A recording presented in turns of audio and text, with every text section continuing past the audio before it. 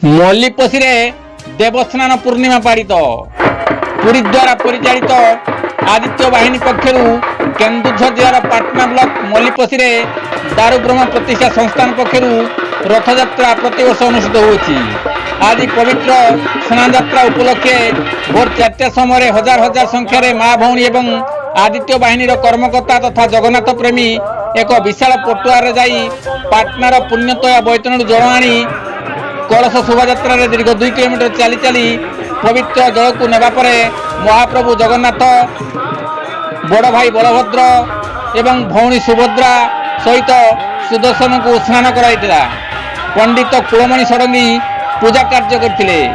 ରାଜା ରବିନାରାୟଣ ସିଂ ଛେରା ପହଁରା କରିଥିଲେ। କର୍ତ୍ତା ଭାବରେ ପାର୍ଥସାରଥୀ ବେଦ, କାର୍ଯ୍ୟକ୍ରମରେ ଭାବଗ୍ରାହୀ ମହାନ୍ତ, ରଞ୍ଜନ କୁମାର ବାରିକ, ସୁଜିତ ଦାସ, ସୁଦର୍ଶନ ନାୟକ, ମଧୁସୂଦନ ଗଡ଼ନାୟକ, ମଙ୍ଗୁଳୁ ମହାନ୍ତ, ମନୋରଞ୍ଜନ ମହାନ୍ତ, ବୈରାଗୀ ରଣା, ଡାକୁ ଦାସ, ହର୍ଷ ସେଠୀ, କାଳିଆ ମହାନ୍ତ, ସୋନୁ ନାୟକ, ନିରାକାର ରଣା, ମୁକୁନ୍ଦ ବେହେରା, ସୁଦାମ ଦାସ, ଯଦୁମଣି ରଣା, ଭାସ୍କର ଦାସ, ଲକ୍ଷ୍ମୀରାଣୀ ଷଡ଼ଙ୍ଗୀ, କଳାବତୀ ପଣ୍ଡା, ବିଷ୍ଣୁପ୍ରିୟା ବେଦ, ସବିତା ମହାନ୍ତ, ସୁନ୍ଦରୀ ରଣା, ରଙ୍କବତୀ ମହାନ୍ତ, ଦମୟନ୍ତୀ ନାୟକ, ପାର୍ବତୀ ରଣା, ସୂର୍ଯ୍ୟମଣି ବେଦ, ରଶ୍ମିତା ରଣା, ଦ୍ରୌପଦୀ ମହାନ୍ତ, ରୀତା ମହାନ୍ତ ପ୍ରମୁଖଙ୍କ ସହିତ ଶତାଧିକ ଜଗନ୍ନାଥ ପ୍ରେମୀ ସହଯୋଗ କରିଥିଲେ।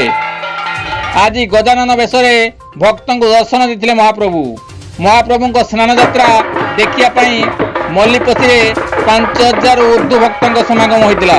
ରଞ୍ଜନ ବାରିକଙ୍କ ରିପୋର୍ଟ, କେଡି ନ୍ୟୁଜ୍ ଓଡ଼ିଆ।